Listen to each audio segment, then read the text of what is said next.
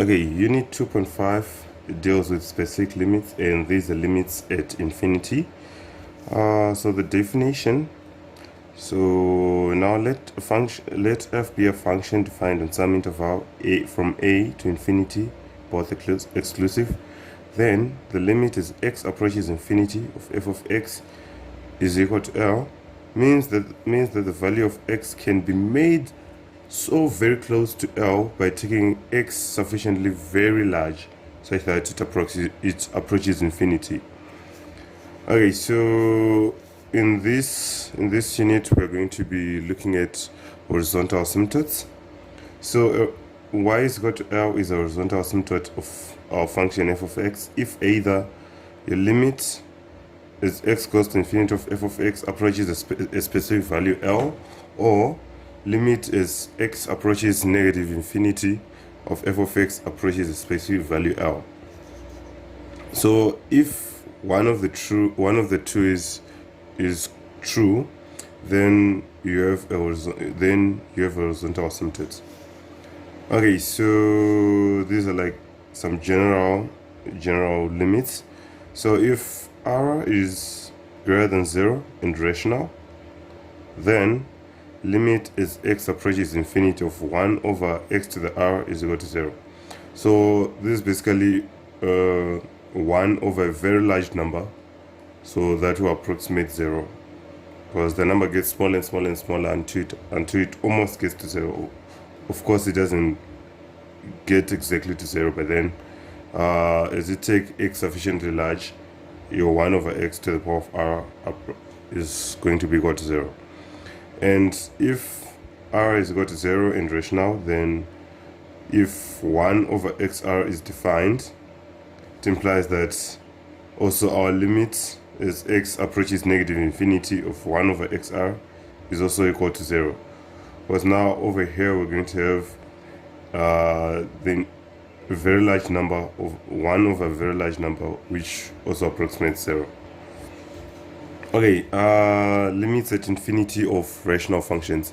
So rational functions is we'll just be talking about fractions. So it's basically polynomial qx over polynomial px. For example, x cubed plus 2x over x to the power of 5 plus 1. Okay, so in order to get the limits, you're just going to divide the numerator and denominator by the highest power in the denominator. So for example, in here, the highest power in the denominator is x to the power of 5, so we're going to divide everything on the numerator with x to the power of 5. And so over here we'll get 1 over x to the power of 2, and here we have 2 over x to the power of 4. And you also divide the denominator by x to the power of 5. So you have 1, and then it's plus 1 over x to the power of 5. And if you take individual limits, actually see that over here our limit is going to approximate 0 as well, and then here it's just 1 and 0. So basically it's 0 over 1, giving us the limit being equal to 0. Okay, so another example, limit is x approaches to infinity of x squared minus 3x over x cubed plus 1.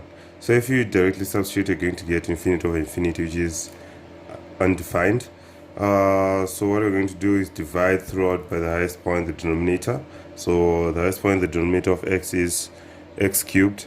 So if we divide everything individually by x cubed, over here we're going to have 1 over x, 3 over x squared, 1, and 1 over x cubed. Okay, and you actually see that this one is x approaches infinity, this one approaches 0, this one approaches 0 as well, this one is just equal to 1, it's constant, this one approaches 0. So it's basically 0 over 1, hence you get 0.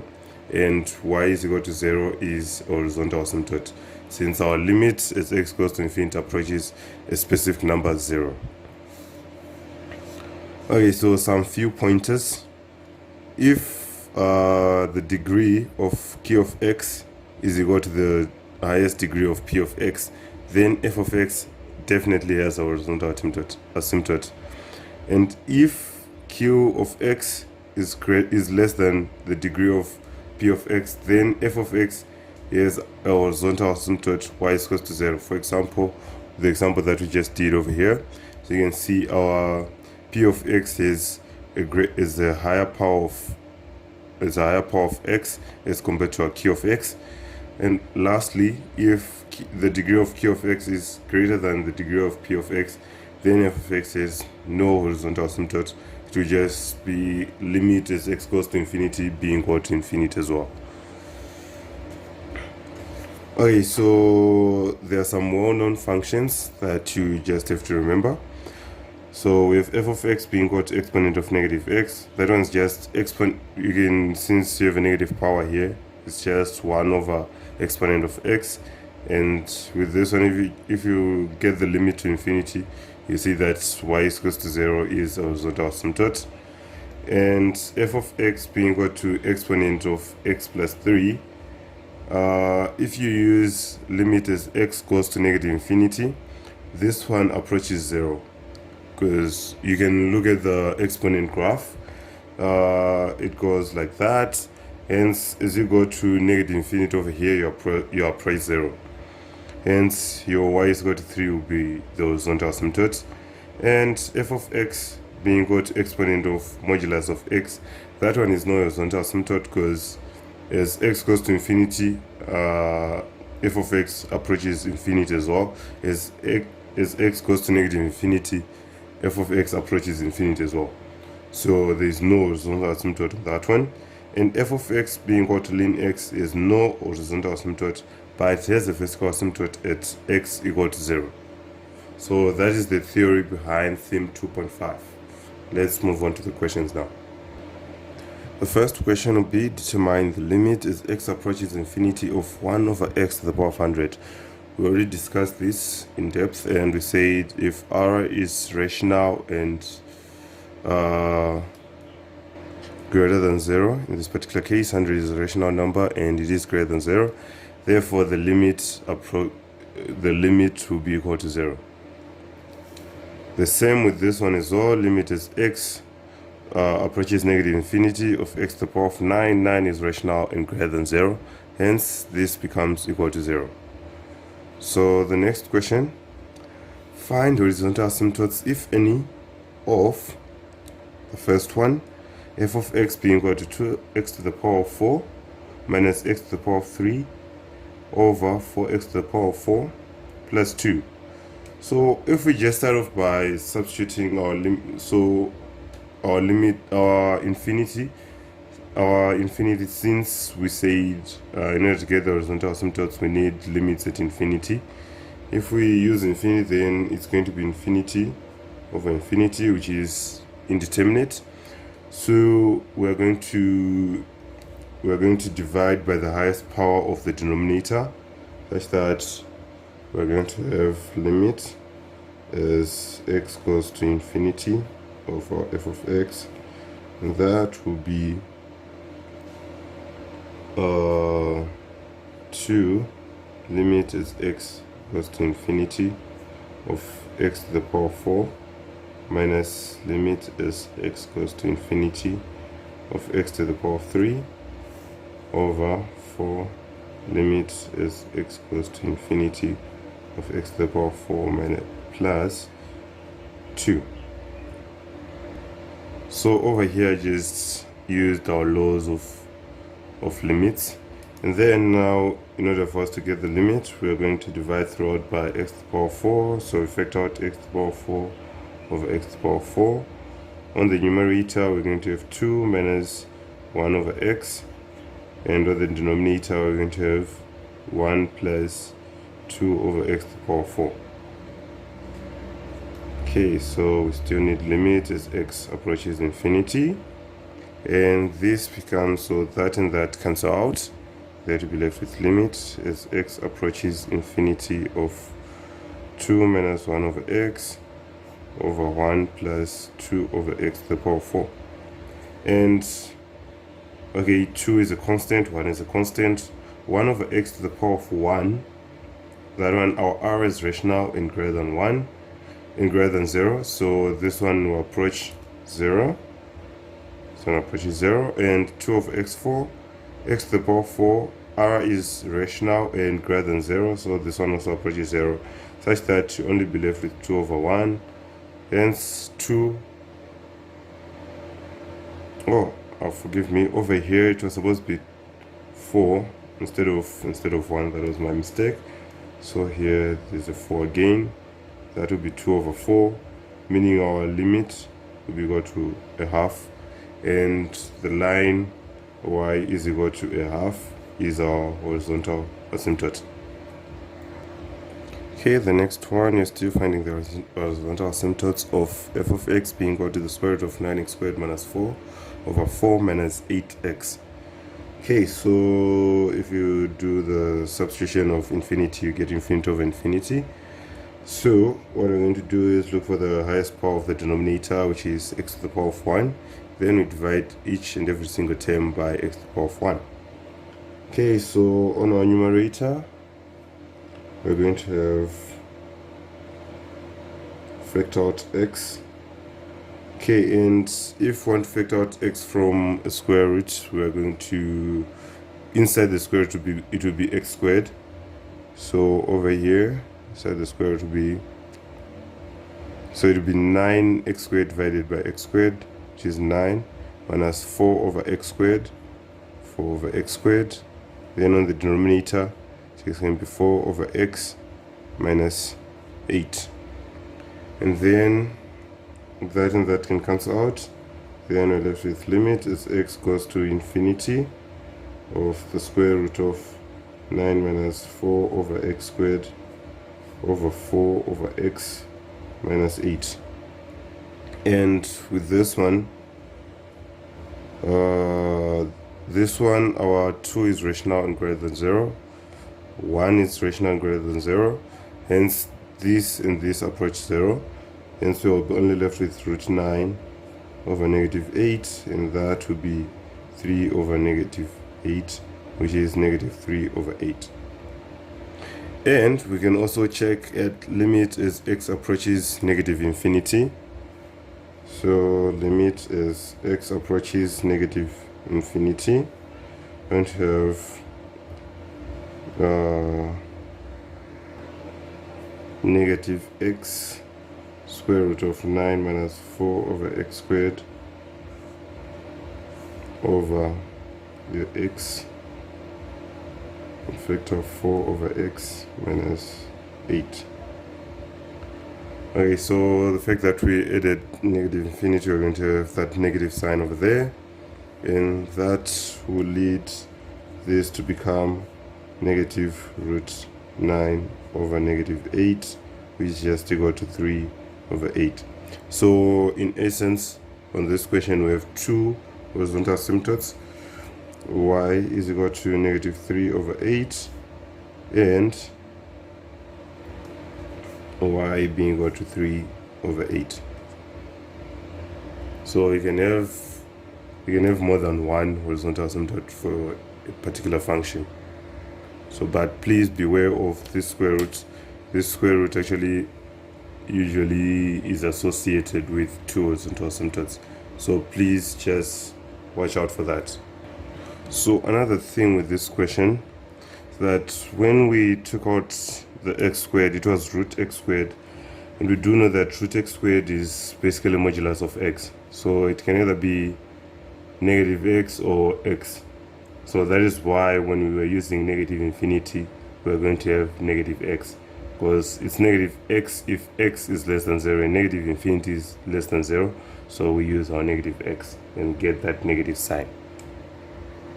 Okay, so moving on, f of x being equal to x cubed minus x squared plus 7 over 8x squared plus 7x. Okay, so with this one, if we do the substitution of infinity, we get infinity over infinity. So we still divide by the highest power of x on the denominator, and that is x squared, which means on our numerator we're going to have x minus 1 plus 7 over x squared. Everything over 8, so it's x squared there, then 8 plus 7 over x. And this one approaches 0, this one approaches 0 when you get the limits, and these two cancel out, limit goes to infinity. So now as limit goes to of x goes to infinity of x minus 1 over 8, we still see that it's infinity over a number, so it's like infinity over a very small number. This will just be equal to infinity. Hence, this particular problem does not have a horizontal asymptote, since we do not get a specific value as our limit goes to infinity. Okay, I'm going to look at another question which deals with square roots. So it's f of x being equal to x over 1 plus, okay, let's make this one plus 1 plus x squared, the square root of 1 plus x squared.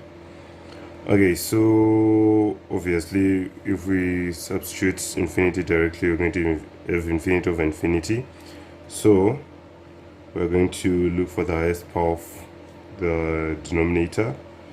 So it's going to be f of x being equal to x over, so it's going to be the square root of x squared, and then here it's going to be 1 over x squared plus 1, like that. And these can be separated such that you have x over the square root of x squared multiplied by the square root of 1 over x squared plus 1. And the square root of x squared is just equal to, okay, so the square root of x squared is just equal to modulus of x. Okay, so just by looking at this, you know that you can have two horizontal asymptotes, the one in the negative infinity and the other one in the positive infinity. So basically it means, so we do know that the definition of our absolute value will be x if x is greater or equal to 0, and negative x if x is less than 0. Okay, so the limit as x approaches negative, as x approaches infinity of our f of x will be equal to the limit as x approaches infinity of, so here instead of root x squared we're going to have x, so it's going to be x over x, the square root of 1 over x squared plus 1. Okay, and then that x will cancel out that x, we're left with 1 over the square root of 1 over x squared plus 1. And if we substitute, this one approaches 0, which means we're only left with 1 over the square root of 1. That will give us 1, positive 1. Okay, and then we can look for the limit as x approaches negative infinity of f of x. That will be given by the limit as x approaches negative infinity. Then that will be x over negative x, because our function is going towards negative, which is less than 0. Therefore, and then over there we have 1 over x squared plus 1. That and then that and that cancel, but please take note of that negative sign. Then this one goes towards 0. We're left with 1 over negative the square root of 1, which is just equal to negative 1. Hence, you're going to have two horizontal asymptotes, y being equal to 1 and y being equal to negative 1. Okay, last, which is an important one, is f of x being equal to arctan of negative 2x squared. So with arctan, the recommendation would be for you to plot the graph of arctan if you've forgotten it. So arctan looks something like that, and then over here we have negative pi over 2 and then pi over 2. So this is arctan of any number. So actually see that from here, pi over 2 and negative pi over 2 are horizontal asymptotes just by looking at the graph. So you can already say y is equals to pi over 2 and y is equals to negative pi over 2 are horizontal asymptotes, as since your graph does not cross over the lines y is equals to pi over 2 and y is equals to negative pi over 2. And that will be it for unit 2.5. Moving on to unit 2.6. So unit 2.6 is basically the introduction of the derivative. So there are two definitions of a derivative that you have to know. So the first one is the tangent line to a curve y is equals to f of x at point A. F of A is the line through P with the slope m.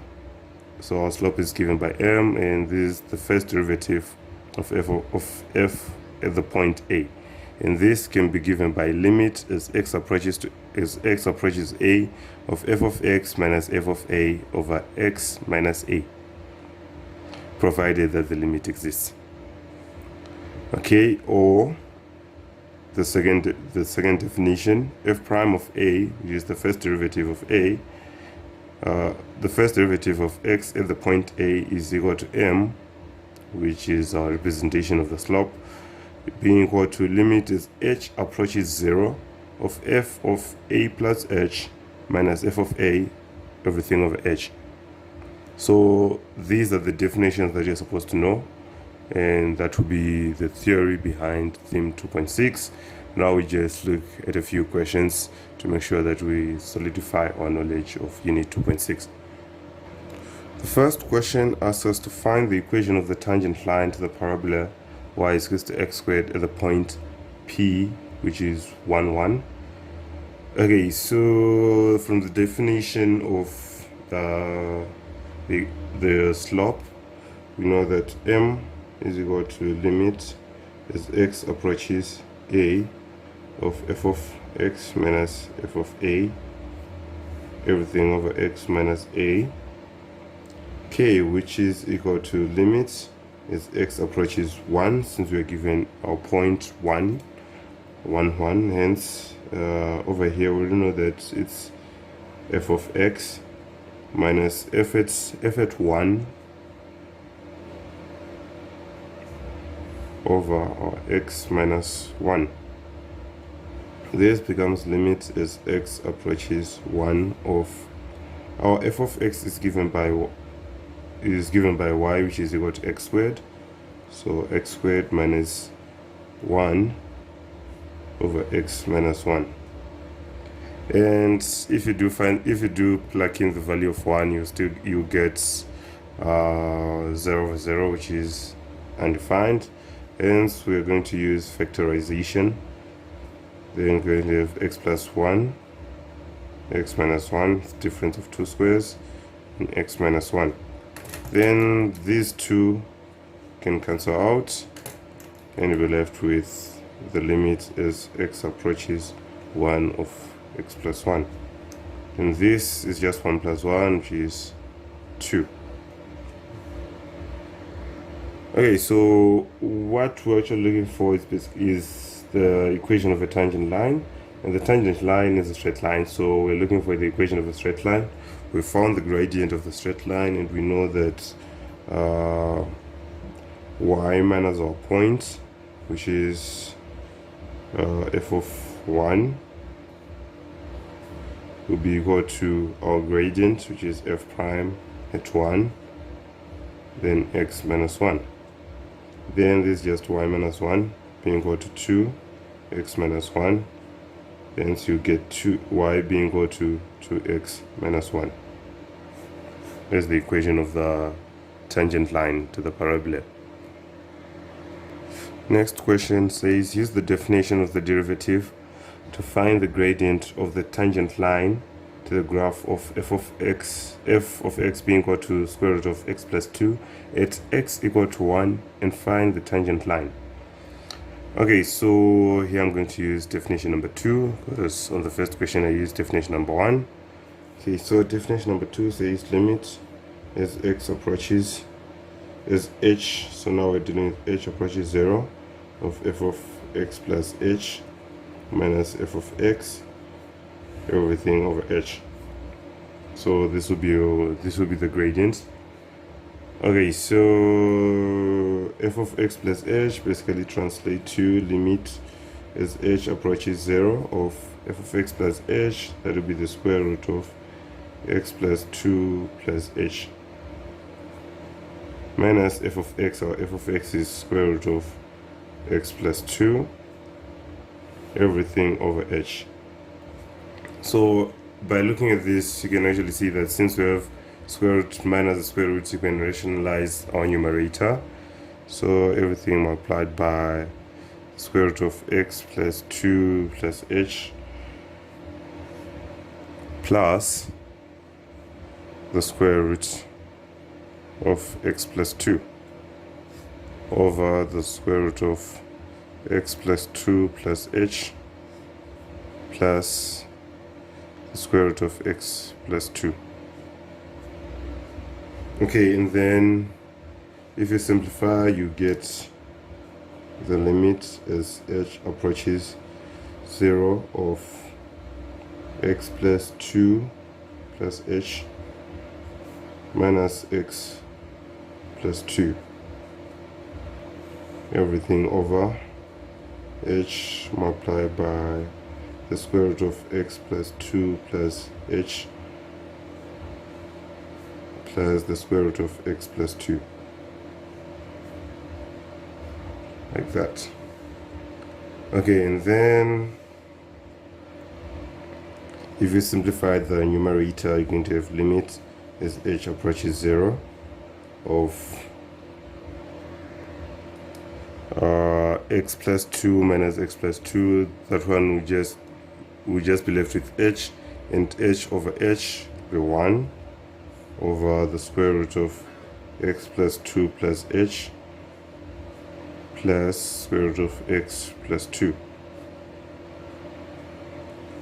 And as h approaches 0, we just be left with 1 over the square root of x plus 2 plus the square root of x plus 2, giving us 1 over 2 square root of x plus 2.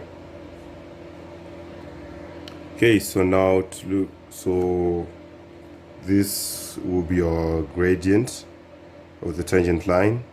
So at x equal to 1, we can just finish this and be like f prime at 1 being equal to, so this is basically f prime at x.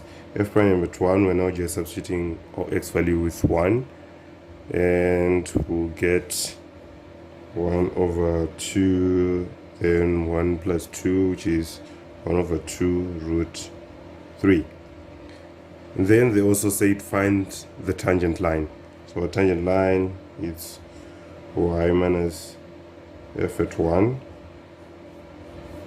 being equal to f prime at 1 multiplied by x minus x at 1, which is just 1. Then here we're going to have, if we do substitute 1 into our f of x, we're going to have the square root of 3, so it's y minus root 3 being equal to 1 over 2 root 3 x minus 1. So this is the equation of our tangent line.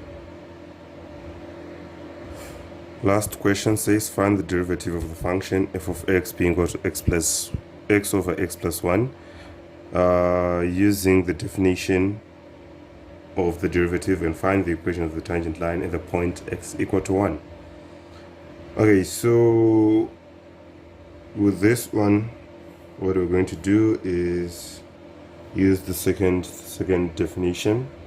So it's limit, so that's the derivative or the gradient, limit as h approaches 0 of f of x plus h minus f of x, everything over h. This can be written as limit as h approaches 0, f of x plus h will be x plus h over x plus h plus 1. Then f of x is still minus x over x plus 1, everything over h. So we can put everything, we can put the numerator under the same denominator. So we're going to have limit as h approaches 0 of x plus h plus 1, then x plus 1, then that would be x plus h, factor of x plus 1, minus x vector of x plus h plus 1, and everything is over h. And if we do simplify, we expand the brackets, limit as h approaches 0, we'll have x squared plus h plus hx plus x minus x squared plus xh plus x, and over x plus h plus 1, x plus 1. Okay, so to make everything simple, I'm just going to factor everything out and then divide by 1 over h. And from here you can see that this x squared and that one will cancel, that xh and that xh cancel, that x and that x cancel out, that h and that h cancel out, hence we'll be left with limit as h approaches 0 of 1 over x plus h plus 1 over x plus 1. And if we do substitute h being equal to 0, we're going to have this being equal to x plus 1, x plus 1, 1 over x plus 1 squared. So this is our derivative of f with respect to x, and we also need to find the equation of the tangent line at the point x equal to 1. Okay, so the derivative f at 1 is just equal to 1 over 1 plus 1 squared, which is 1 over 4, and y minus f at 1 being equal to f prime at 1, x minus 1. Then f at 1 is just equal to, from here it's 1 over 2. So it's y minus 1 over 2 being equal to 1 over 4 of x minus 1. That will be the equation of your tangent line. So you just need to know how to apply the definitions of the derivatives, and then you'll be home and dry.